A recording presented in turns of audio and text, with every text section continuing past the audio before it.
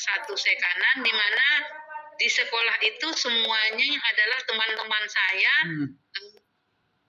guru. Artinya saya dulu guru di situ. Kemudian ada senior saya, Ibu Tumorang yang duluan PNS daripada saya di bawahnya Pak, saya 2016, Ibu Tumorang 2002 dari PNS. Kemudian karena ada sesuatu gejolak di sekolah, karena kepala sekolah, akhirnya pada saat itu harus ada pergantian ke kepala sekolah. Jadi itu dilema terberat saya adalah bagaimana saya mengkondisikan diri saya sebagai kepala sekolah dengan rekan-rekan guru yang dulunya kawan saya. Nah, betul. Bisa nggak saya ini jadi pemimpin bagi mereka, atau mau nggak mereka itu menjadikan saya pemimpin mereka gitu. Walaupun dalam hati saya bertekad saya harus bisa merubah kondisi itu dan memposisikan saya sebagai kepala sekolah dan menjadi pemimpin bagi rekan-rekan guru saya. Itu Pak yang pertama yang berkesan. Kemudian yang kedua itu Pak, dalam lingkungan sekolah itu kan ada guru senior, ada guru junior, yang guru muda, yang makin hari itu perbedaan mindsetnya itu agak semakin jelas, apalagi dengan teknologi IT sekarang, di mana guru-guru senior itu lebih nyaman dengan zona nyaman mereka itu adalah seperti pembelajaran biasa. Sementara kan guru muda mereka lebih kuat IT-nya, lebih paham IT dan lebih suka belajar itu menggunakan IT sesuai dengan tuntutan kurikulum sekarang ini. Sementara guru yang tua itu tetap aku lebih banyak pengalaman, lebih banyak kan asam garam gitu kan Pak. Nah, jadi mensejajarkan kedua generasi ini sebenarnya agak sulit gitu. Karena mudah, ya. Dua-duanya punya prinsip yang sama, maksudnya beda samanya tujuan mereka menjadi pendidik, tapi kan kurikulum yang berjalan sekarang itu kan udah menuntut ke IT. Nah, jadi bagaimana kita membujuk guru-guru senior ini supaya mau belajar kepada guru yang lebih muda gitu, nggak malu, nggak gengsi gitu Pak. Nah, jadi ini juga adalah dilema. Jadi bagaimana kita sabar menghadapi guru yang tua, membujuk, kemudian juga meminta kepada guru yang lebih muda agar mau meluangkan waktunya mengajarkan IT kepada guru yang lebih tua gitu Pak, yang lebih senior. Iya, itu betul sekali Bu. Mungkin terkadang kalau di kampung itu kita ini anaknya saudara, ini amang boro, ini tulang, pilih yang mana gitu. Jadi dilema sekali Bu ya. Iya, betul Pak. Iya. Oke Bu, kita lanjutkan ke pertanyaan 6. Apakah Ibu memiliki sebuah jadwal tertentu dalam sebuah penyelesaian kasus dilema etika? Apakah Ibu langsung menyelesaikan di tempat atau memiliki sebuah jadwal untuk penyelesaiannya? Bentuk atau prosedur seperti apa yang biasanya diambil Ibu? Ya Pak, baik. Saya tidak memiliki sebuah tata kelola atau jadwal tertentu dalam sebuah penyelesaian kasus dilema etika Pak. Saya lebih kepada menyesuaikan masalah yang ada. Apabila masalah tersebut menuntut untuk segera diselesaikan, maka saya akan langsung menyelesaikannya di tempat. Namun, tidak jarang juga saya menjumpai masalah yang proses penyelesaiannya itu membutuhkan musyawarah atau bahkan harus berguru kepada orang yang lebih kompeten terhadap masalah tersebut. Nah, kemudian sejauh ini faktor-faktor yang mempermudah atau membantu saya dalam pengambilan keputusan, khususnya di kasus dilema etika atau apa tadi namanya? Etika moral. Dilema etika moral. Nah, ya. Etika moral itu adalah mencari orang atau mencari senior atau katakanlah yang lebih berpengalaman yang pernah mengalami kasus tersebut. Saya akan bertanya kepada orang tersebut, kemudian menanyakan apa solusi yang bisa dilakukan sehingga dilema etika itu bisa kita atasi dengan baik. Di samping itu pun saya yakin bahwa semakin banyak kejadian yang kita jumpai itu akan membuat pengalaman kita semakin banyak dan kita akan semakin mudah untuk menyelesaikan masalah-masalah yang terjadi di sekolah kita. Tapi kalau untuk yang sifatnya manajerial, Pak, untuk guru-guru dan pegawai, saya punya jadwal khusus seperti misalnya supervisi ataupun yang terkait dengan hal-hal pembelajaran itu minimalnya sebulan sekali bisa kita lakukan pertemuan baik secara rapat ataupun hanya secara bincang-bincang santai, maksudnya ngobrol-ngobrol ringan dengan beberapa orang guru terkait dengan kendala atau hal-hal yang terjadi selama proses pembelajaran. Oh iya, Bu.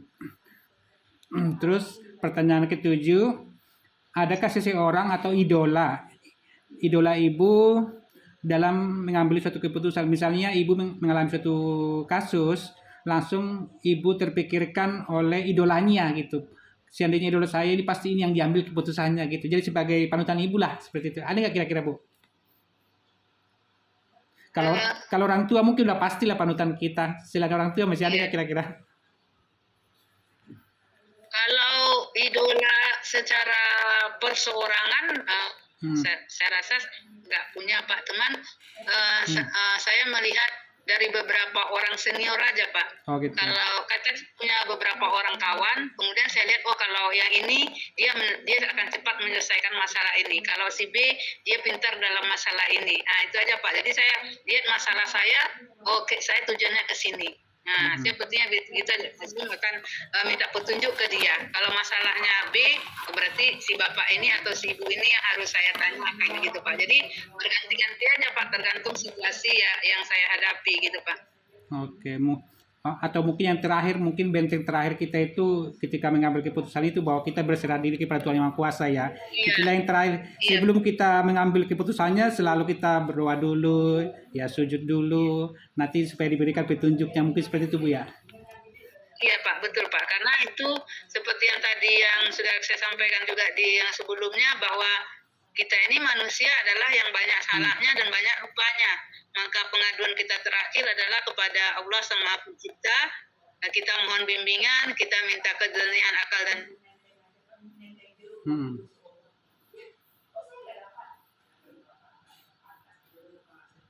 Ya, sinyalnya nih.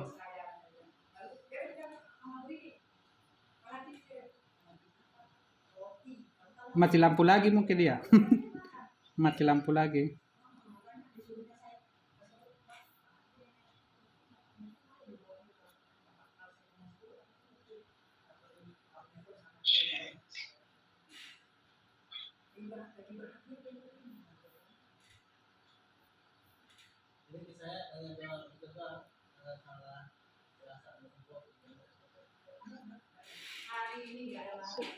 lampu kerasan. Nggak bisa di calling? Iya, ini lagi di telepon. Iya, sinyalnya hilang. Bu, kenapa Bu mati lampu?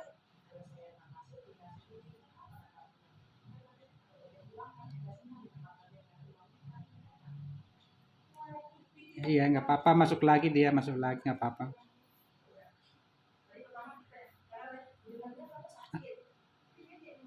Apa katanya? Iya, bentar masuk lagi. Iya. Satu pertanyaan lagi ya, Pak ya? Iya, satu lagi.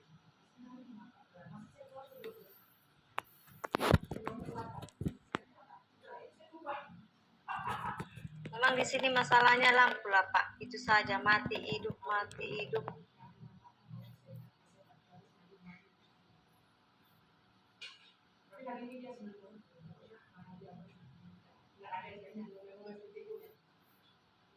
Nanti jadi kemalaman pulangnya ya. Apa-apa, Pak. Sekali-sekali.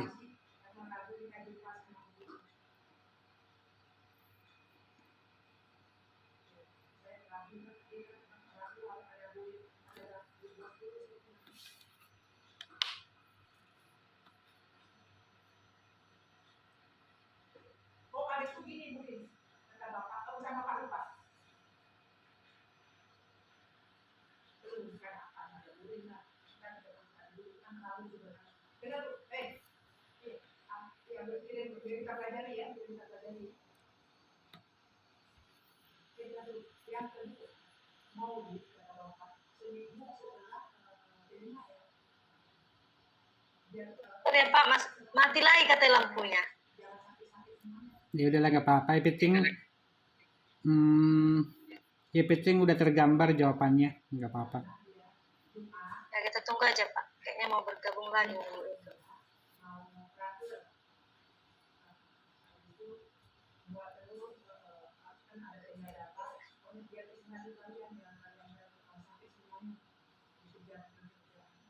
Jadi kalau lampunya mati kan Pak, jadi ya connect lagi ke WiFi, jadi agak lama lagi.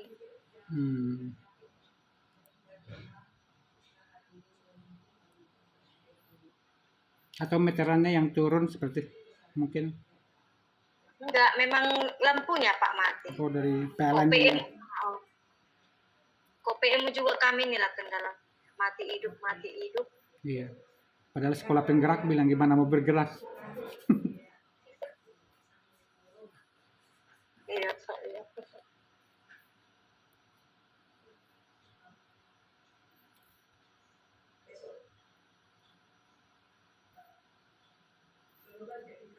Nanti bilang terima kasih sama ibu itu ya, terima kasih banyak ya udah memberikan sumbangan pemikiran. Atau nanti bilang aja bapak itu minta nomor kontak ibu, boleh kan gitu, biar saling berbagi lah gitu. Oh. Nah, itu mati Pak di sini ha. Kan mati lampunya. Oh, Iya. Memang itu Pak kendalanya, tapi masih bisa ya. bisa. Iya, mungkin bentar lagi mati dia. Hotspot dulu ya Pak, hotspot. Nah, itu udah masuk ibunya. Gimana Bu Yeni? Mati lampunya ya? Ini Pak, kalau di daerah Pak, kalau 10 kali mati satu hari. Iya. Nggak apa-apa lah. Yang penting semangatnya tidak pudar. Iya, betul. Iya. Oke Bu, kita lanjutkan. Kalau istilah kami itu yang tadi itu apa? Sebuah rancangan keputusan itu jangan langsung diputuskan dulu, tapi diendapkan dulu entah semalam 2 malam gitu. Itu artinya dipikirkan lagi. Setelah diendapkan tahu-tahu ada juga ya, ide brilian gitu. Jadi tidak terburu-buru langsung diumumkan gitu. Ada juga istilah kami seperti itu, diendapkan gitu. Gitu. Iya. Oke Bu, ini pertanyaan terakhir, sudah pas sampai di sesi terakhir. Dari semua hal-hal yang telah disampaikan Ibu tadi, pembelajaran apa yang dapat Ibu petik dari pengalaman Ibu mengambil keputusan dilema etika selama ini? Jadi dari berbagai kasus mungkin yang telah diselesaikan Ibu itu, bahwa ada pelajaran atau hal-hal yang berharga yang bisa dipetik Ibu. Bagaimana penjelasan Ibu? Iya, baik Pak, terima kasih.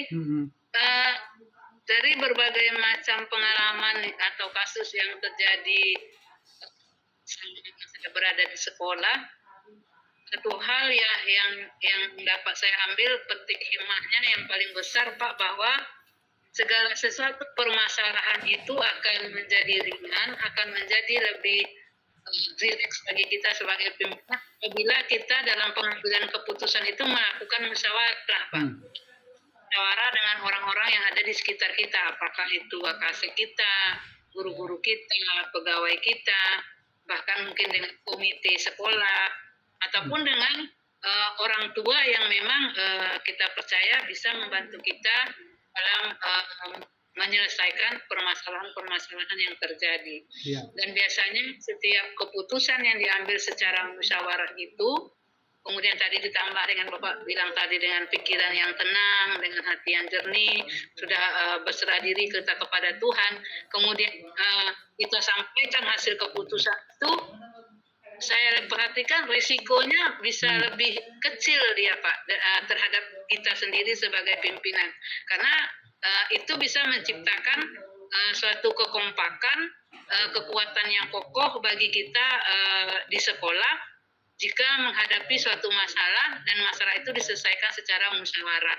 Jadi kalau ada hal yang terjadi, itu resikonya ditanggung bersama.